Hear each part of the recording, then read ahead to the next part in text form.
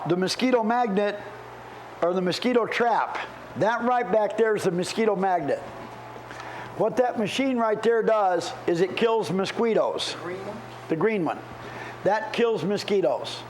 What it does is it has a little bottle of CO2, and it creates a bottle of propane, and it creates CO2 and sends CO2 across the lawn. How do mosquitoes find us? They follow the CO2 that we exhale. They follow that back to us and have dinner.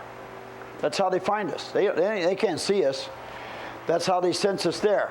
So what that does is it sends a trail of CO2 out across your lawn. The mosquitoes are like, whoa, they must be having a party over there, because they see all that CO2. They go flying back, and then this sucks them up, because they're lightweight, has a little suction in it, sucks them right up into a bag and suffocates them.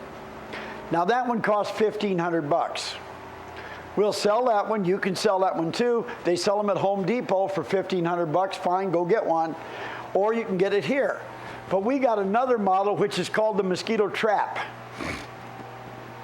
When we take dinner, you can go out on the lawn right back here. We got a nice little place that you can sit out and eat, as a matter of fact. And you'll see a mosquito trap right out there on the lawn. It's working right now. Normally, we're infested by mosquitoes here. I mean, we are infested. We got all of that woods out over there, and they're just rampant out here. But since we put that up, man, I'll tell you what, we're enjoying our backyard now, Ricky. We really are, because it's incredible. So over time, it will kill all the mosquitoes in your area. Something you may not know, your mosquitoes are your mosquitoes. Your neighbor's mosquitoes are their mosquitoes. Your mosquitoes don't usually migrate. They stay pretty much around the same place. They live their whole life on your backyard. So if you got mosquitoes, they're your mosquitoes. Once you kill out the population of mosquitoes in your place, until you get a great big wind, a gust of wind that throws some new mosquitoes in, you don't have any mosquitoes, and then it eats all of those anyway, and so that's the end of it. The one that we got out there is it does exactly the same thing that does. It takes propane, sends it out across the lawn, attracts all the mosquitoes back, but that one costs $350. Want to pay $1,500 at Home Depot, or do you want to pay $350? $350, it will kill all the mosquitoes in an acre of ground. So you got an acre, your mosquitoes are gone.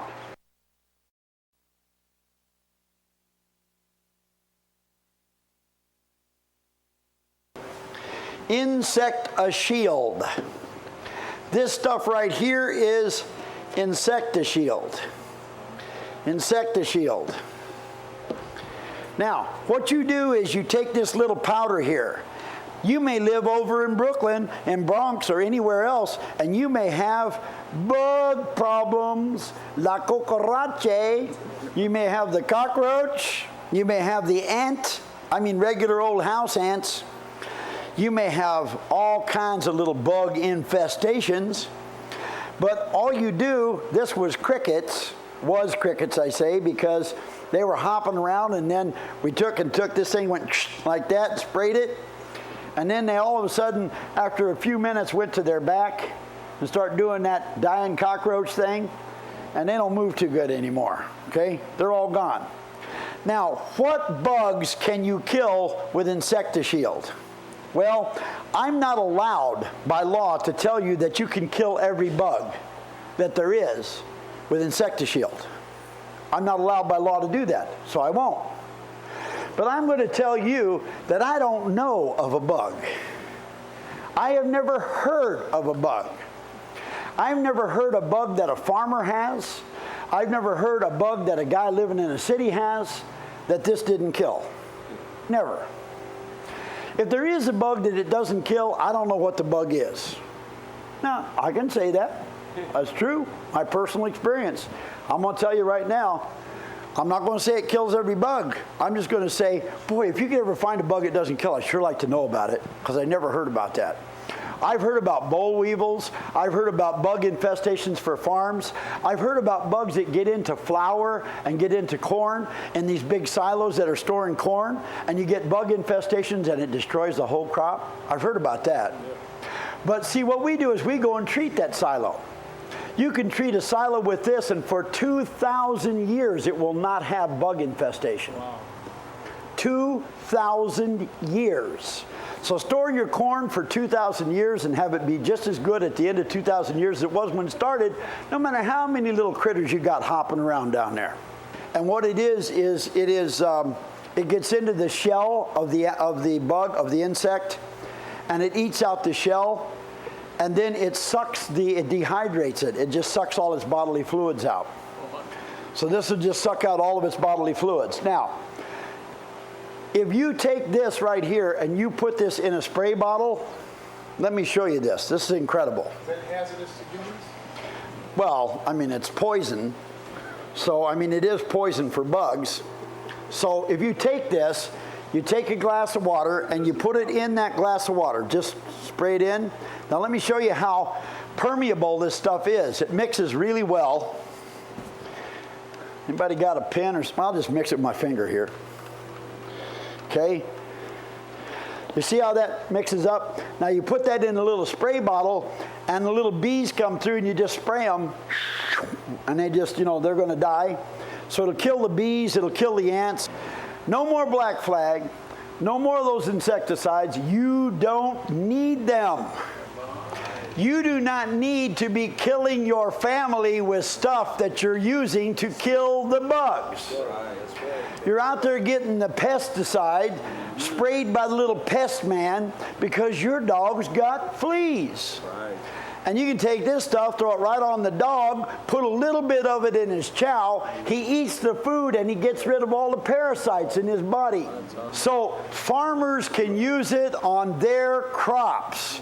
They don't have to buy crap from Dow Chemical that is killing the people that eat the crops. They can spray it on their crops. If they got a bug, they can get rid of them. I'm not saying it kills every bug. I just never knew of one it didn't. And in your household, put it right up there on the kitchen, on the food preparation area, and the ants come up and run through the stuff, and they start scratching like crazy, and they get a hole in their little thing, and it sucks all their body fluids out, and they're doing one of these numbers. You just pick them on off of there. It dehydrates them.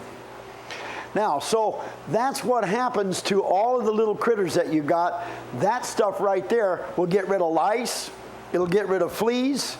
And it will do it safely. It'll get rid of the bees. It'll get rid of the wasps. It'll do it safely.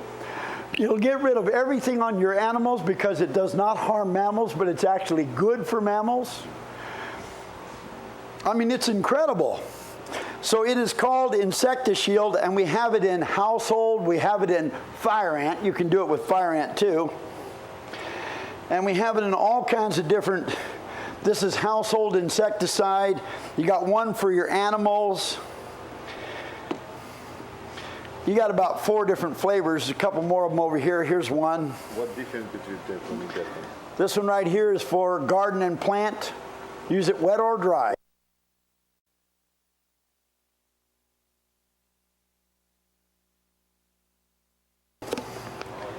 EXXANT. Now, EXXANT is not that great for New York, metropolitan New York area, but for where you're at, EXXANT is not too great either. For where you're at, EXXANT is great. So I knew we had somebody that would want this EXXANT. For where you're at, EXXANT is, EXXANT's, I don't know. Oregon, I don't think so. But California, ooh, big time. There are folks in the southern parts of the United States got a problem. They got a big problem. They're overrun by fire ants. They got fire ants everywhere. You guys got those? We've got ants. Some, but terrible in Texas. In Texas, it's unbelievable. In parts of Texas, they've got acreage where they've got 20 ant hills or 50 ant hills per acre. Yeah. And it's like they can't use it. It's worthless ground. Can't use it at all. The ants have taken it over. All across America in the southern parts of the United States, ant hills. Now, this stuff right here, it comes in a container by the gallon. So you can buy it in the gallon. And if you buy it by the gallon, there's 128 ounces in a gallon. 3 to 4 ounces of this, and a fire ant hill is gone. Well, it's better than that. The fire ant hill is not only gone, it will never, ever, ever, ever, ever, ever, ever, ever, ever, ever, ever come back. That's it. That's all, folks. So if you go out there and you got 20 hills, 50 hills, you pour 4 ounces of this stuff down the little gullet of each one of those hills, it will not only kill all of those ants, they will never get an ant population in that location again. So we not only kill the ants, we also treat the location, and it is not an anthill location ever again. Oh, it's real good. This is incredible stuff. They'll move to other locations then? No, they're dead. Those die, but new ones coming around don't go there. They will not come back to that same location. And if I treat all the anthills in an acre, that's it. You ain't going to get anthills in that acre again. Because they already picked out all the locations that were primed. They already got the prime territory. And now it's gone. Ain't no prime territory.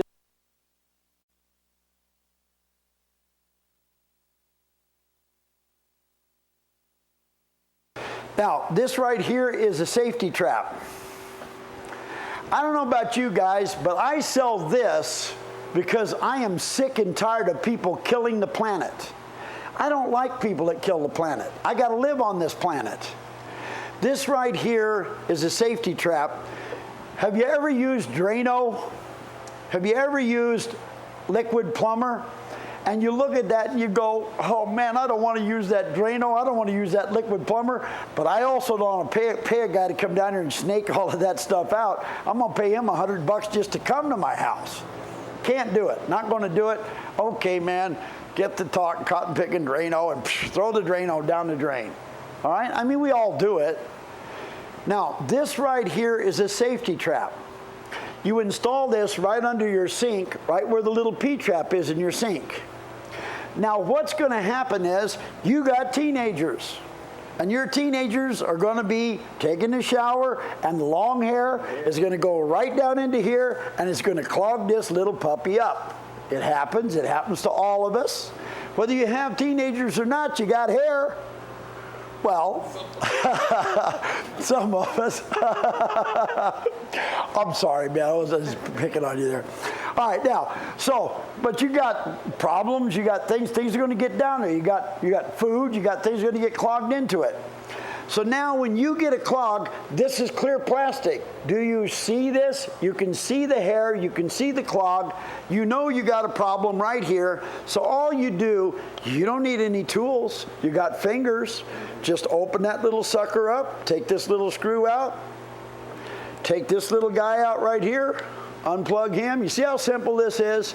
Your problem is about to get resolved and you didn't have to stoop to Drano at all. Then you just pull that little sucker apart, clean all of the junk out of there, clean all the junk out of here, get your ring back. If your ring was caught down the sink, you got the ring right here because it won't let it through. And put the whole thing back. There's a little gasket in here. Put the gasket back. Tighten it up with your fingers. You didn't even need to have a tool. You don't need a plumber. You don't need nothing, man. You got everything you need. Fingers. That's it. That's all you need. Now, is that good because you can now save the environment? You don't need to feel guilty about using Drano or using anything else, and you're right back in business again. How long will this last? Just about all the time. Should never break. It should last all the time. So you have got the ability to do this without ever using Drano. Please, don't pour that junk down in our environment. We don't need it. We got enough junk in our environment already.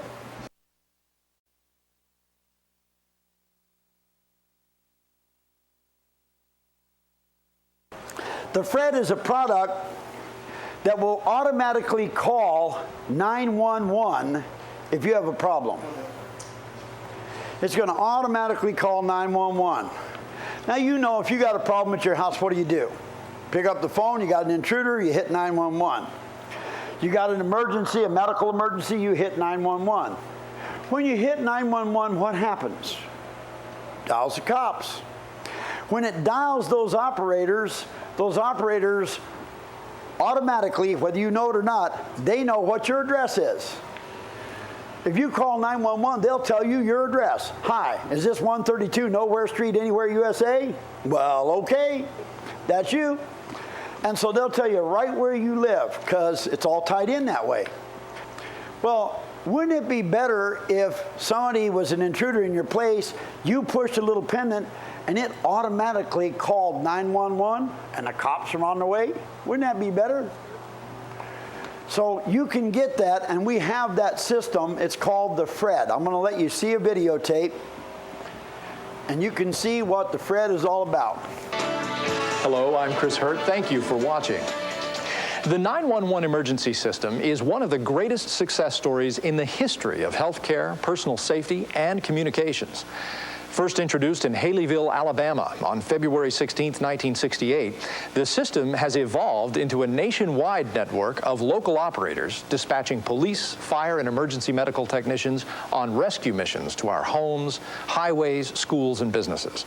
Officials estimate that each day in the United States, more than 270,000 calls are made to 911 centers. Of course, these are calls received only when the victim or Good Samaritan has immediate access to this. But what happens when your telephone is out of reach? The inability to reach help when we need it is a fear shared by millions of Americans. It was this fear that sparked the creation of Fred, the fast response emergency dialer. And this is it. A powerful device contained in a package only slightly larger than a deck of cards. Its size is deceptive. Its mission is simple. This is the mobile base unit that you plug into any phone jack in any room in any home that you live in or visit. And this is your key to 911. A remote pendant like this can activate the base unit from up to 150 feet away.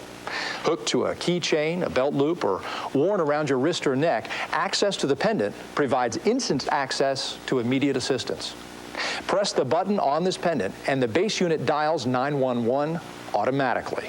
Just plug it into your existing phone line. It is that simple. There are no monthly fees for its use. There are no rental agreements. Buy it and you own it. It's yours to take with you anywhere. One touch, one call. Peace of mind. Is that awesome? Fred is specifically programmed to dial a single number, 911, the national emergency line that connects you to someone in your community, a local responder. The simplicity of its design belies the difference that it can make in your life or in the lives of people you love. It carries with it a renewed sense of independence and a welcome sense of safety and security. This program is dedicated to the men and women of America's police, fire, and emergency response departments, and is directed to everyone who may one day need their assistance. Fred is at home anywhere. The completely mobile emergency dialing system can go with you wherever you are and can be activated from up to 150 feet away. Take it at your hotel with you, anywhere. Anywhere you go. I've been living alone for nearly 7 years, and I've never quite gotten used to it. Anyway, it was pretty early in the morning when I got up for a glass of water. I must have gotten a little lightheaded, because the next thing I knew, I was on the floor. The phone was just down the hall, but I just couldn't reach it. But I could reach the pendant around my neck, my Fred pendant. 911. What is your emergency? Oh, I fell down in the bathroom and I can't move. Okay, calm down. Her voice was wonderful. I told her what had happened, and she calmed me down and told me that she was sending help, and tried to make sure I was as comfortable as I could be. Within minutes, I was being taken care of. But if I hadn't been able to call for help, there's no telling how long I would have been there. My brother and I came home after school, and since our parents don't get home until 6, we just started playing. We were goofing around in the living room when Jordan started having trouble breathing. Then he just fell over. Jordan has asthma, so I started looking for his inhaler in his pockets, but I couldn't find it. But I was too scared to leave him. That's when I found the Fred button on his belt loop. I pressed it and... 911, what's your emergency? My brother's having an asthma attack. Then the operator asked me my name and if our parents were home. Then he told me what to do to make them comfortable until he could send me help. He knew our address and that was pretty neat. And he told me that and where the ambulance was. And he just kept on talking to me till the ambulance got to our house. It was scary, but it was pretty cool. Thousands of customers enjoy the peace of mind that Fred brings to their home. Fred will put your mind at ease. Capable of being activated from up to 150 feet away, Fred dials just one number, 911, and provides two-way, hands-free communication at distances up to 60 feet. At 10:12 p.m., a burglar breaks into a woman's home in Texas.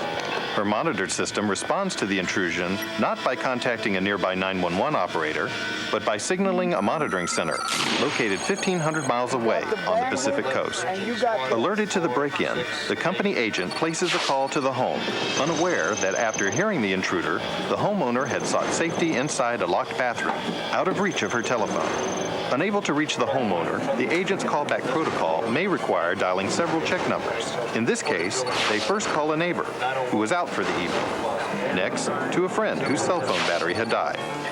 While the burglar is finishing his work, the monitoring agent finishes their check calls and must now call the local police department in Texas, located less than a mile from the woman's home.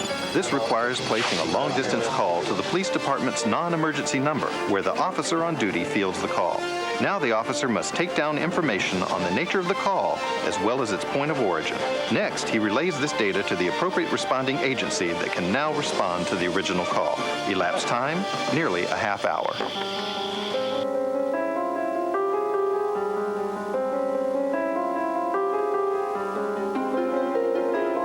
It was one of the most frightening things that ever happened to us.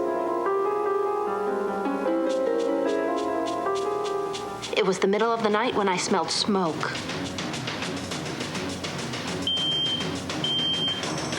Oh my God, fire! Scott, wake up! I woke up Scott, and right away his eyes told me how scared he was. The first thing I thought was getting the whole family out, us and the kids. Luckily, it was Carrie who remembered to press the button on Fred. Mitchell! Mitchell! Get out! 911, what's your emergency? We didn't have to stay there and dial the phone. They knew our address, and all I had to tell them was that our home was on fire. We need help. Carrie! Staying in a burning house to talk on the phone was out of the question. Fred gave us a chance to contact help and save ourselves. If we didn't have smoke detectors, we could have lost our lives. If we hadn't had Fred, we could have lost our house. We walked away with both. I wanted to show that part of that to you to show you that that is a very, very, very valuable thing for people to have. Very valuable thing. And it's so simple. The beauty of it is anywhere you got a phone, it's connected to the cops. It calls the cops now. Wherever in the world you go, you hook it up. Bingo, you got a problem in that location. You got help in that location. How simple can you get? Now, this right here, the next thing, is a telephone. This telephone is a very unique telephone because you plug this in to a USB port, a USB port on your computer. So you plug this telephone into your computer, you make your phone calls, and wherever you call in the world, it is absolutely free. China, call China, talk to China all day, all night, totally free. No charge at all. Call the United Kingdom, call anywhere in the world. Call Mexico, call South America, call Africa, call Asia, call Australia. Talk absolutely free on this phone plugged into your computer. Will cost you nothing. What's that called, Dennis? This is called the Global Phone? Yeah, GTC Global Phone. GTC Global Phone. How much is your monthly charge for the phone? Nothing. There is no monthly charge. How much is your phone bill for the phone? Nothing. There is no phone bill. Assuming you call another person somewhere in the world that has this phone, the call is free. So if you call somewhere in the world where they have the phone, the call is absolutely free. If you call somewhere in the world and they don't have the phone, there is a charge for using the phone. So you'll get a charge for using the phone if they don't have one. If they have one, you're both free. Let's say I go to China, I plug my computer into the internet, because all the calls go over the internet for free. All your calls go right over the internet, totally free. I plug in my phone at a hotel in China on the internet. I'm on the internet, I'm working, I'm doing my things. I pick up my phone, I call home, I talk to my wife, she's got a phone too, it's totally free. She calls me, my phone rings, no matter where I am in the world. This phone rings anywhere I am in the world. You dial my number, and if it's in the computer, it will ring. Huh? As long as you're on the internet. Yeah, you have to be on the internet. So when you get there, you stop, you put your phone on the internet, set it right next to your computer, and they can, anywhere in the world they can call you and get you. Your phone will ring. Yeah, any computer, I don't know, if it has a USB port, yeah. Does it have to be a high-speed connection? Doesn't have to be high speed, it could be low speed or high speed. As long as it's at least a 28.8 modem. 28.8 modem. So if you got a 28.8 modem or better, you're home. Now, if you call somebody who doesn't have this and you're going to talk to them and they don't have this, then what you do is you put minutes on this. So you call and you say, I want $5, $10, $50, $20 worth of minutes. Then you just make all your calls, and at 2.9 cents a minute from anywhere in the world, you call America, talk as long as you want at 2.9 cents a minute. When you run out of minutes, then that's it. You call and add minutes to it or whatever. There's also no monthly fee. And there is no monthly fee at all. None. Pardon? No connection fee, no nothing. Now, in China or Hong Kong, from the United States or anywhere in the world, it's 3.9 cents a minute. So if you called him from here and he didn't have one of those, it'd be 3.9 cents a minute. Talk as long as you want. And it's 4.9 cents a minute for France, Italy, New Zealand, Norway, or Sweden. So anybody calls them, it's 4.9 cents a minute. France, Italy, New Zealand, Norway, or Sweden. 5.9, that's the highest, is Australia, Austria, Belgium, Finland, Ireland, Israel, Japan, South Korea, Spain, Switzerland. So anybody calls those from out anywhere in the world. So the highest was 6 cents a minute. I know people who are calling South America and paying 30 and 40 and 50 cents a minute. I know people who are calling the continent of Africa and paying $1 a minute. What's Israel? Let's see. Don't want to hold you up. Israel is 5.9 cents a minute. How much do you charge you now? Oh goodness, it's like 55 cents. So 5.9 versus 55 cents. How long would it take to pay for the phone call for the phone?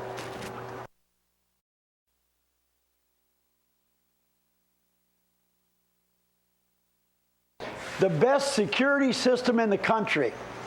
No security system can beat it. This is the guy right here. We call it the Bandit. The Bandit. Now let me tell you something. The Bandit is strong. It looks just like a little speaker. So it sits up and looks like a speaker. If I was in a liquor store, I want one of them Bandits sitting on the wall behind me. Right? Wherever I'm at the cash register, I want one of them Bandits sitting right behind me.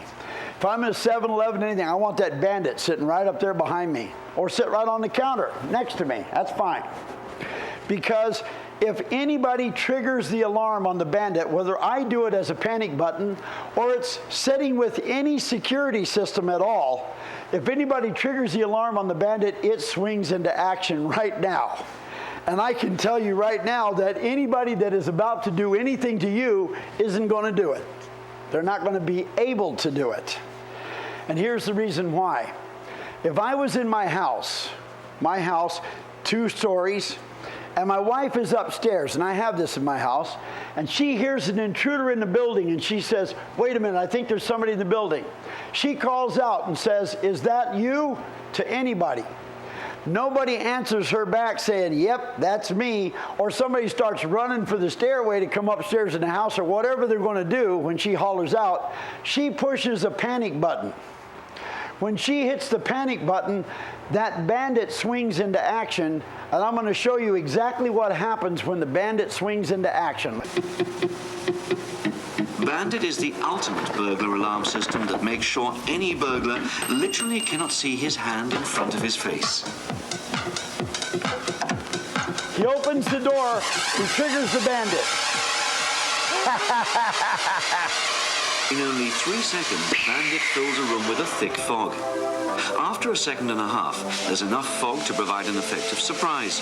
And after another second and a half, any burglar is left helpless because he can no longer see your valuable possessions. Disoriented, confused, and without any loot, he'll flee the scene. You see what I'm talking about?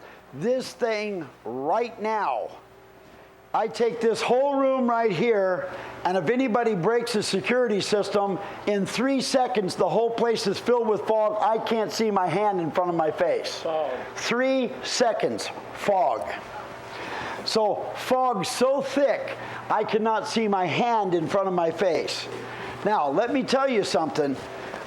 If I was at a 7-Eleven or a liquor store, somebody says your money or your life, I say, just a minute, I think I can figure this one out. I go down like I want to get the money. I hit a panic button and I just drop to the floor. Immediately, there's fog everywhere. Immediately. So this guy's got a face full of fog, can't see anything, and the whole place is filled with fog. Now the beauty of it is, it continues to put fog out for 20 continuous minutes. If you break every window, if you break every door, throw all the doors open, it'll continue to pump the fog out for a 20-minute period of time. So no matter what he does, he can't see. That's it, he cannot see. Now, also, it does no damage whatsoever to any of your computers or any of your electronic equipment.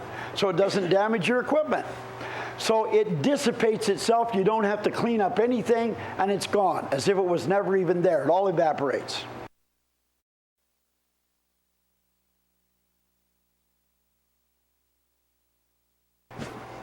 The jackhammer.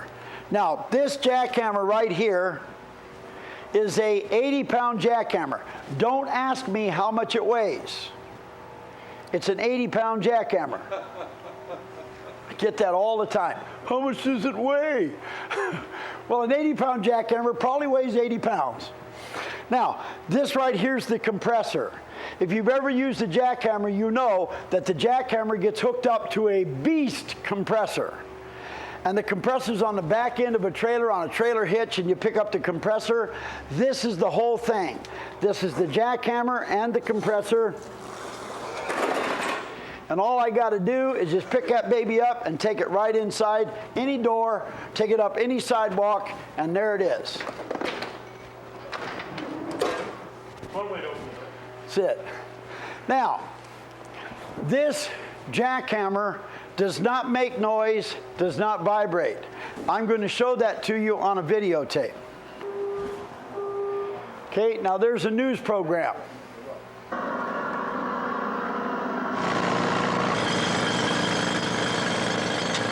It's the old jackhammer versus the new jackhammer.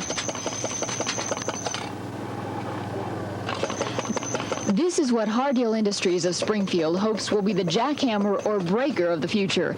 It's taken developers nearly 5 decades, hundreds of thousands of dollars, and a lot of work, but Hardale thinks it's come up with the most effective and only vibrationless jackhammer in the world. And as a result of the vibration elimination, you reduce the harmful effects to the operator, number one. You reduce the harmful effects to the tool itself, number two. Number three, you get a more efficient usage of the impact energy. It's all directed to the tool that does the braking, which means that it is a more efficient tool, can run on less horsepower. Developers say the whole secret to the breaker's success is its efficient use of air. Instead of the operator absorbing the vibration, air is forced into the breaker and onto the concrete. Hardale says it can cut a surface faster than existing hammers. To prove just how still this new tool is, Hardale's operator put this quarter on top of the machine. It didn't fall off. And you don't have to be very big to handle it. About 30 pounds of pressure will do. If you're wondering how much this all costs, Hardale hasn't put a price tag on it yet. They say it'll run about 2/3 the cost of a conventional hammer. Developers are test marketing the breaker in several countries and a few cities in the United States. If all goes well, they hope to sell units like this one in about 2 months.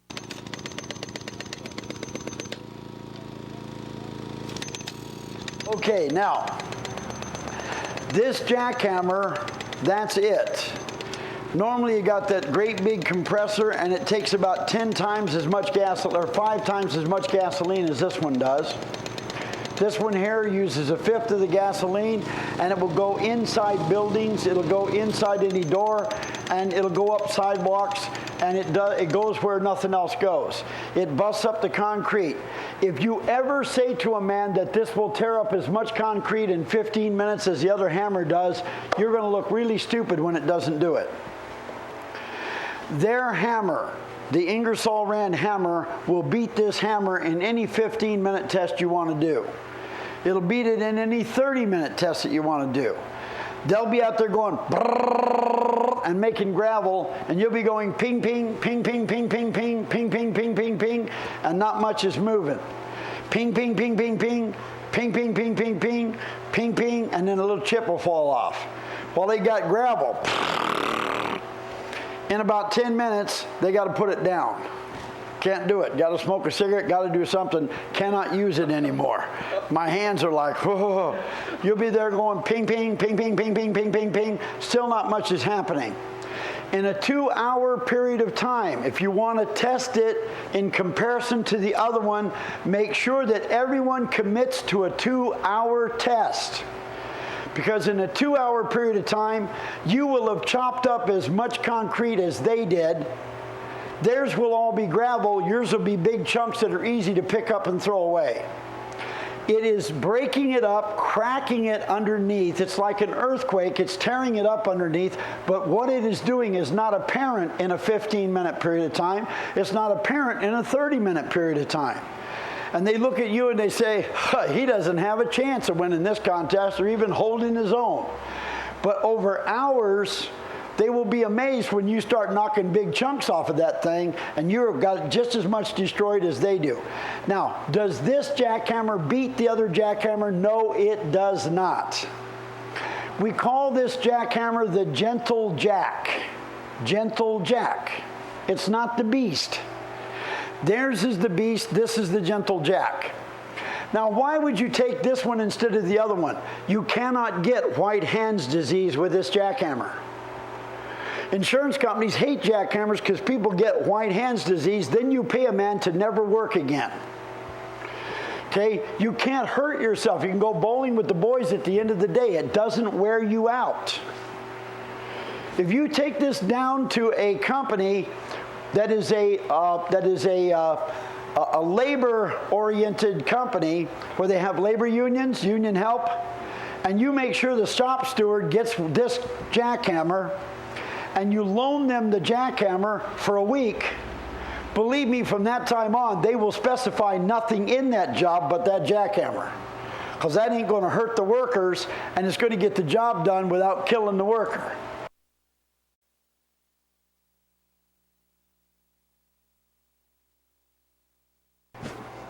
The jackhammer. Now, this jackhammer right here is a 80-pound jackhammer. Don't ask me how much it weighs. It's an 80-pound jackhammer. I get that all the time. How much does it weigh? Well, an 80-pound jackhammer probably weighs 80 pounds. Now, this right here is the compressor. If you've ever used a jackhammer, you know that the jackhammer gets hooked up to a beast compressor. And the compressor's on the back end of a trailer on a trailer hitch, and you pick up the compressor. This is the whole thing. This is the jackhammer and the compressor. And all I got to do is just pick that baby up and take it right inside any door, take it up any sidewalk, and there it is. One way to open it. That's it. Now, this jackhammer does not make noise, does not vibrate. I'm going to show that to you on a videotape. Okay, now there's a news program.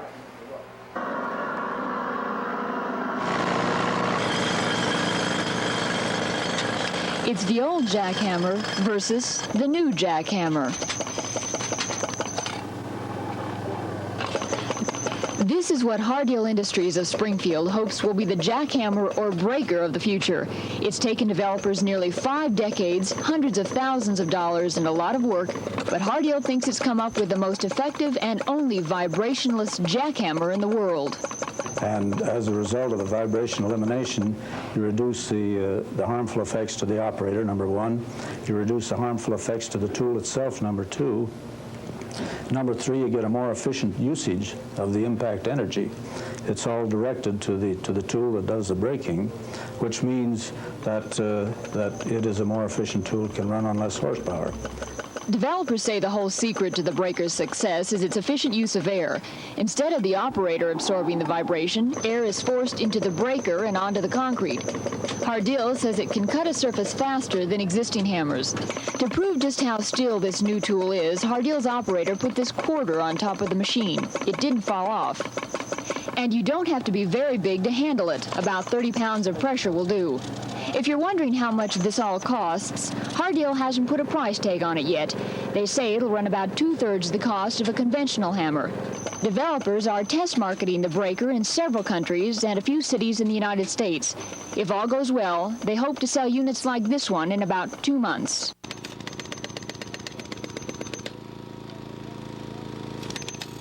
Okay, now, this jackhammer, that's it.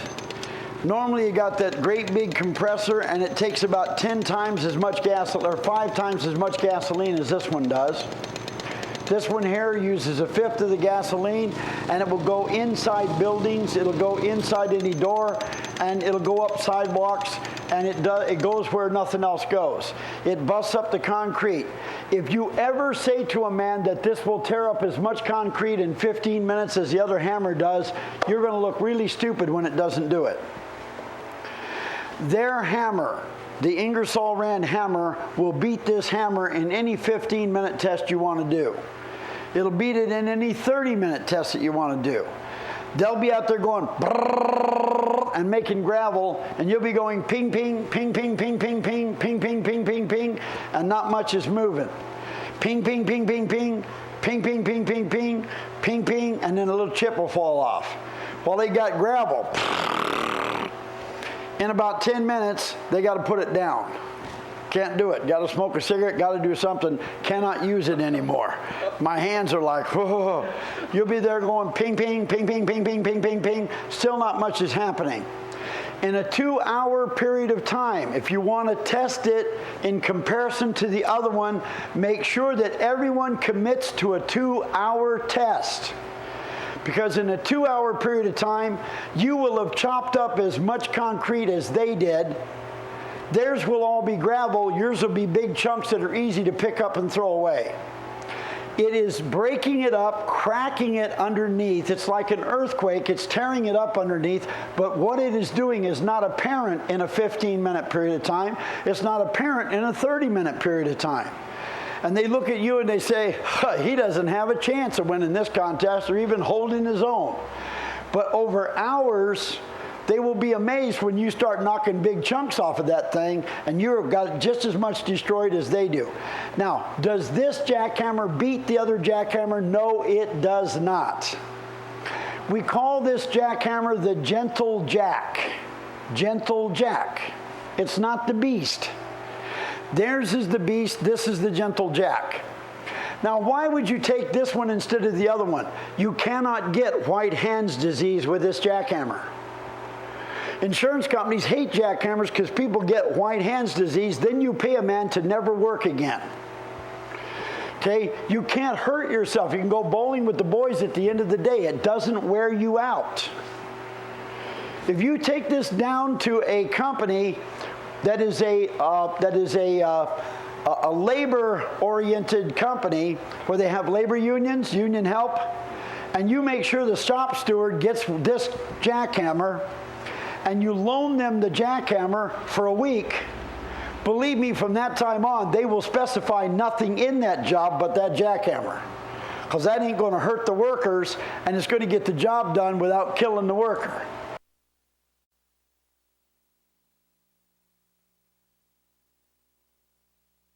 Okay, now, so the next thing I want to show you guys is our gas. Now, just like the gas that we get out of this machine, we have a little hand torch. Now, our hand torch hooks up to an oxygen bottle. So an oxygen bottle comes in here, and then here you can determine how much pressure of oxygen you're going to use by just using your little lever. Oxygen runs down through the middle of this rod. That's an R gas machine. This is an R torch. The R torch, you light it over here with a striker, just electrical striker on a battery. So you light it, and it starts burning this torch. It's going to just consume the whole torch. It'll burn the whole torch, and you're going to determine how fast or slow it burns by increasing or decreasing the amount of oxygen that's coming out of your oxygen bottle. This is portable. You can take this anywhere. So if you take this anywhere with you, let's say, for instance, you're a farmer. Every farmer in America should have one of these torches. Let's say you're a handyman. Every handyman in America should have one of these torches. Let's say you are a construction guy. You got a bulldozer. You need one of these torches. Now the torch and the whole set and everything you need comes right in this little handy little box. So you just carry this little box out there with you, set it up. They got a problem, they open the box. Everything you need is inside. Everything you need is in there. And you've also got spare rods. Now, why would a guy need one of these that was in construction? His bulldozer, the blade breaks, and that happens.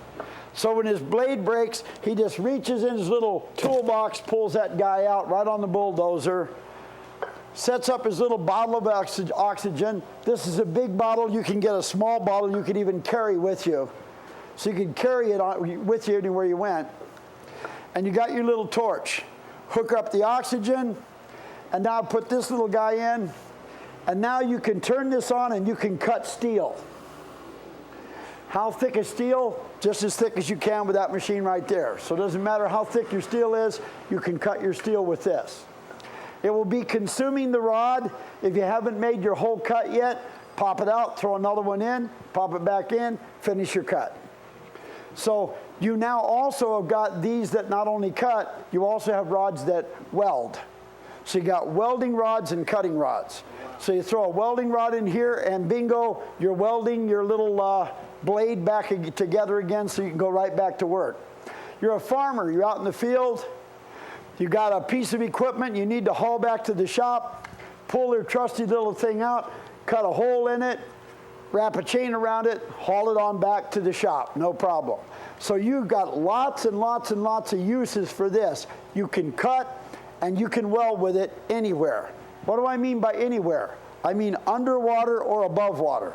You can do this underwater or you can do this above water. Now let's say that you're a farmer and you got a rock out in the field. So you come out here, you got a rock in the field, and you don't want that rock. Now this boulder, this can be any size. It can be a great big one or it can be a little bitty one, but it's one you don't want. You're trying to build a fence post and you got a rock right there where you want to get the dumb fence post built. So now what you do is you fire this little guy up, you bring him to the rock, and you melt right through the middle of the rock. You put a hole right through the middle of the rock with this, consuming the rod as you go. Now, it's also going to throw a lot of sparks, so you got a little attachment here you can put on it, and then you can put this out here, and then you can be away from the sparks. Sparks are flying everywhere, so keep you away from the sparks. Now, you make your hole in the rock. Right after you make your hole in the rock, you take a glass of water. So you take a glass of water, you got the hole in the rock, it's molten. This is just rolling out like lava, it's just molten. That's how hot it is. And the second that you stop doing it, you take your small amount of water, throw it right in the hole. Just toss it in the hole. Water expands at the rate of 2,000 to 1. When I take 1 gallon of water here, 1 liter of water here, I make 2,000 liters of gas. Wow. 2,000 liters of gas for 1 liter of water. over here, when I throw this water into this rock, it expands at 2,000 to 1. What does it do inside of that rock? Well, it shatters it. So once you shatter the rock, you just take your pieces down, and you got small rocks instead of a great big rock, and you can see the hole that it makes. So you turn a big rock into a bunch of little rocks and you haul it away. You can do the same thing with concrete. See why this is so handy?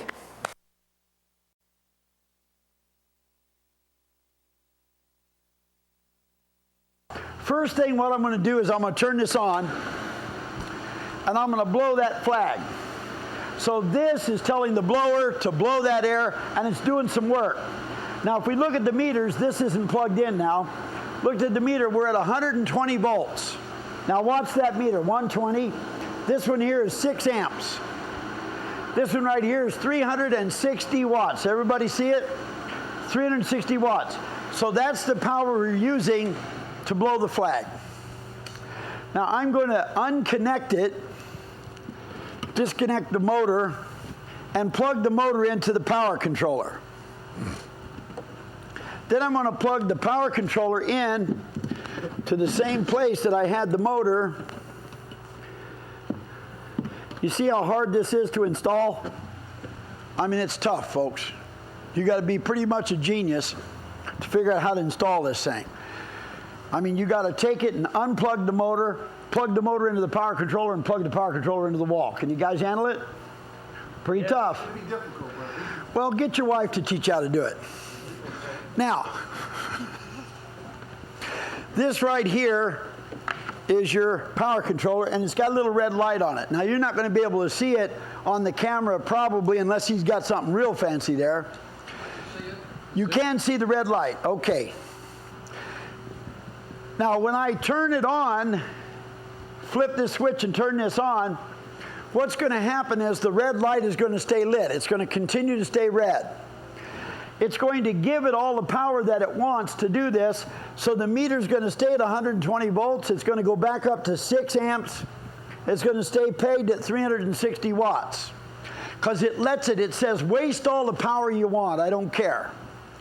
While it's running, it analyzes how much power is being used here and how much is going into the windings. And then it figures it out. Takes about 3 seconds. And then it says, oh no, oh no.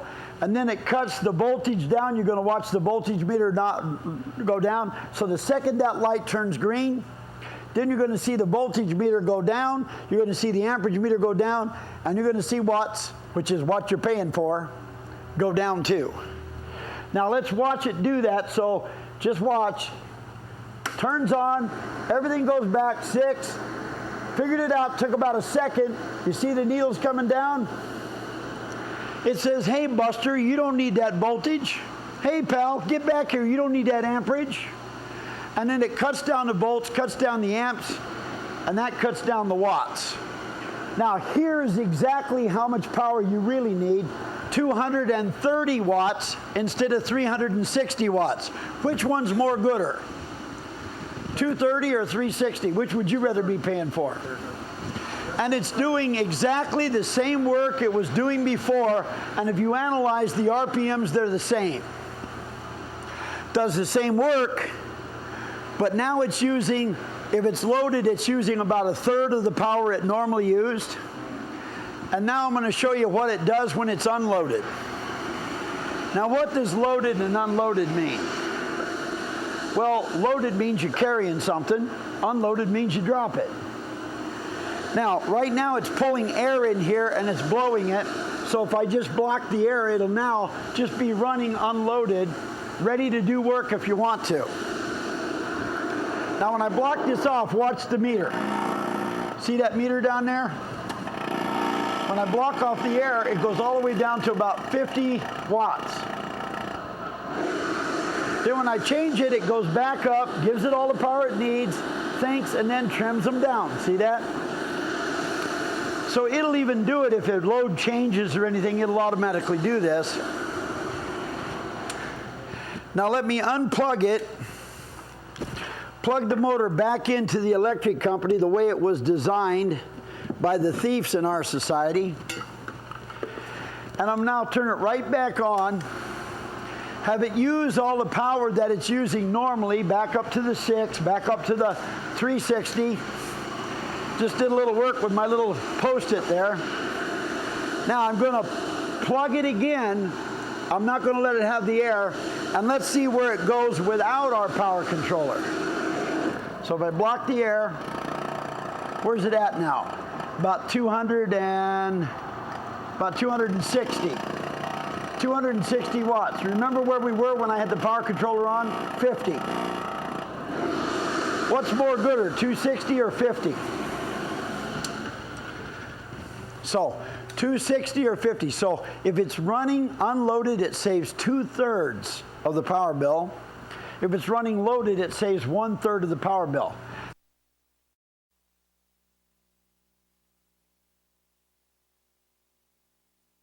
This right here is a tank circuit. That's a tank circuit. It's a whole bunch of capacitors all in line. And what happens with a tank circuit, I'm going to explain this to you. This is an AC motor, alternating current. It can be any size. How big do they make AC motors? 100 horsepower, 1,000 horsepower, 50,000 horsepower. They make motors the size of this room. Now, you can imagine a motor the size of this room, how much power it uses. Draws a whole lot of power.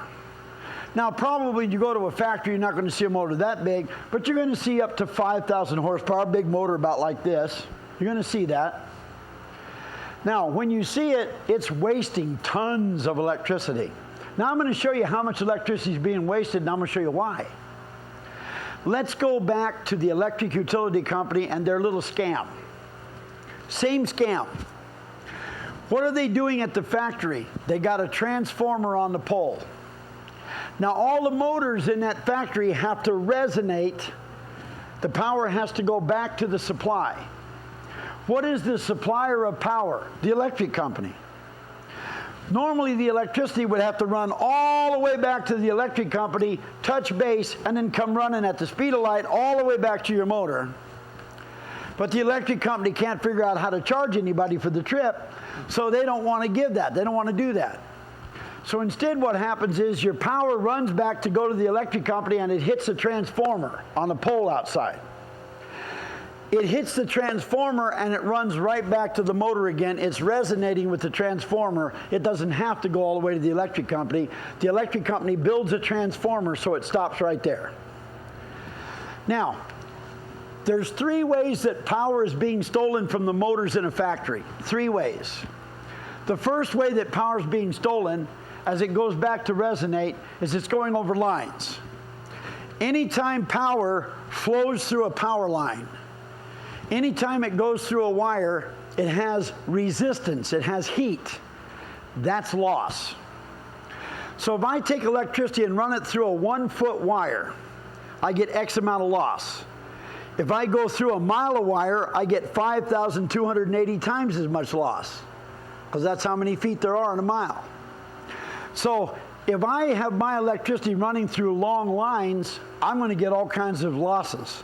Just so it could go outside, over to the pole, go up there, touch the transformer, and come back in. It goes through every wire in the building, across the street, hits the transformer, comes back, and goes through every wire in the building, back to the motor again. All that wire is losing you money. You don't want it to resonate through every wire because you got all that heat loss. That's the first loss. The second loss is, anytime a motor resonates with something else, the frequency of the motor has to be the same as the frequency of what it's resonating with. So the motor and what it resonates with have to be the same frequency. Now, if they're not the same frequency, guess what happens? You get a lousy power factor. How do they create a bad power factor so that they can steal from you? They make sure that their transformer couldn't possibly be resonating at the same frequency of any motor in your building. Ta-da! By building the most inefficient transformer in the world, they can actually make every motor in your factory be inefficient. It couldn't possibly be resonating at the same frequency. Isn't that cool when the electric company can determine what happens inside your motor, even though your motors have all been tested by some testing agency, and they can make those high efficiency motors of no avail at all just by building a bad transformer? Now, so the first thing is line loss. The second thing is frequency. If these motors are out of sync with that transformer, guess what the power factor is?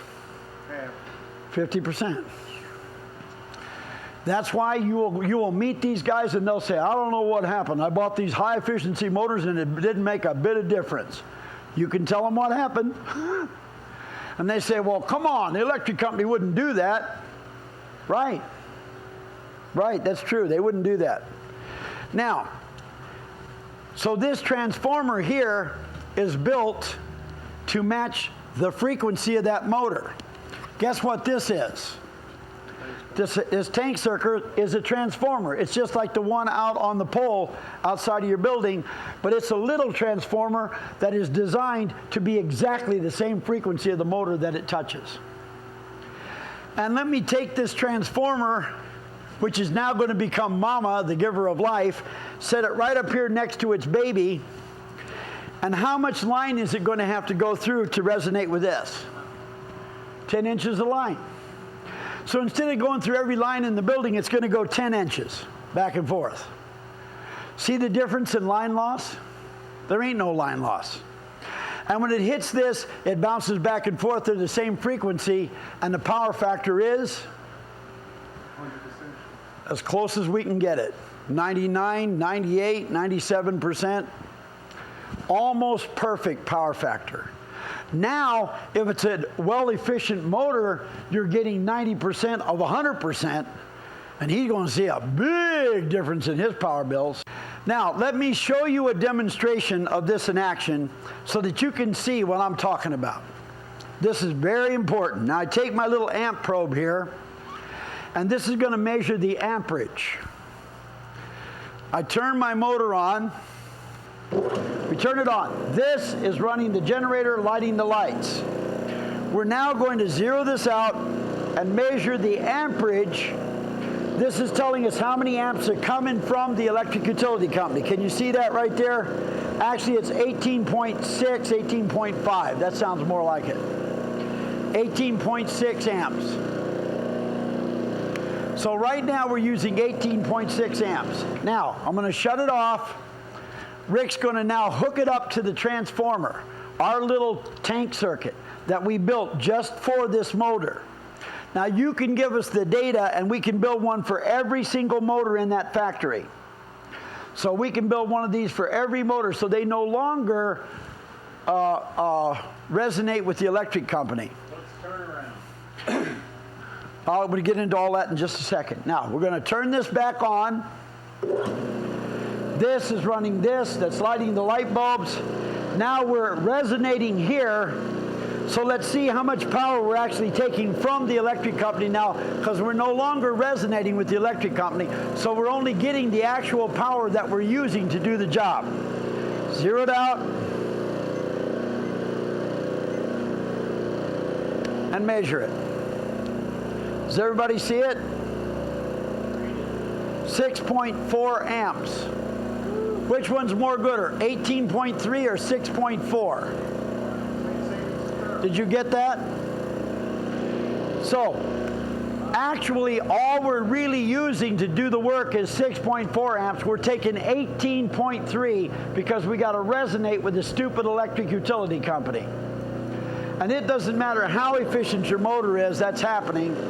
Now, I'm going to measure the amperage going back and forth because you need the high amperage for resonation. Let's see if we still do have high amperage here. So I zero it out, measure it. See that?